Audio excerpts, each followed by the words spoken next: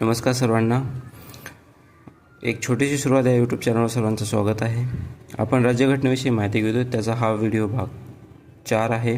यामध्ये आपण शोषणाविरुद्धचा हक्क यावर माहिती घेणार आहोत. यापूर्वीचे सर्व व्हिडिओ भाग 1, 2, 3 आपल्या चॅनलवर अवेलेबल आहेत. ज्यांनी कोणी ते पाहिले नसतील त्यांनी अवश्य पाहून घ्या.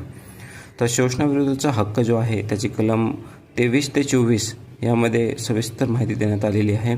त्यामध्ये कलम 23मध्ये सांगितलेलं आहे, वेठ बिगारी, गुलामगिरी या शरीर विक्रीवर बंदी आहे.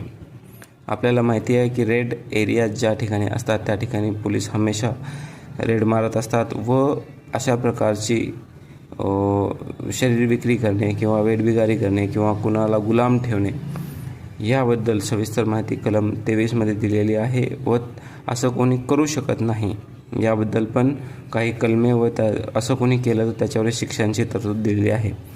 कलम 24 आहे, 14 वर्षाखालील मुलांना कारखाना व धोक्याच्या ठिकाणी कामास बंदी. आपल्याला माहिती आहे की 14 वर्षातील खालील मुलांना आपण कामावरती ठेवू शकत नाही. तर ह्या कलमाद्वारे हा त्यांना दिलेला हक्क आहे. त्यानंतर ते कलम 32. त्याच्यामध्ये कलम 32 हा राज्यघटनेचा आत्मा असं आपले घटनेचे शिल्पकार डॉक्टर बाबासाहेब आंबेडकर यांनी म्हटलेलं आहे.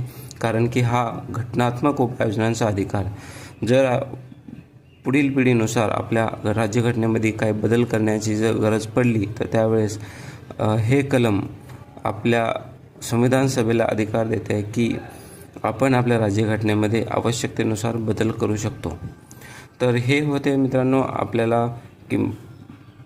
आपल्याला भेटलेले मूलभूत अधिकार, ज्याच्यामध्ये 6 अधिकार समावेश होते. समानतेचा अधिकार कलम 14 ते 18, स्वातंत्र्याचा अधिकार कलम 19 ते 22, शोषणाविरुद्धचा हक्क कलम 23 ते 24, स्वातंत्र्याचा अधिकार कलम 25 ते 28, सांस्कृतिक व शैक्षणिक हा अधिकार 29 ते 30 आणि घटनात्मक उपायांचा अधिकार येथे कलम 32मध्ये.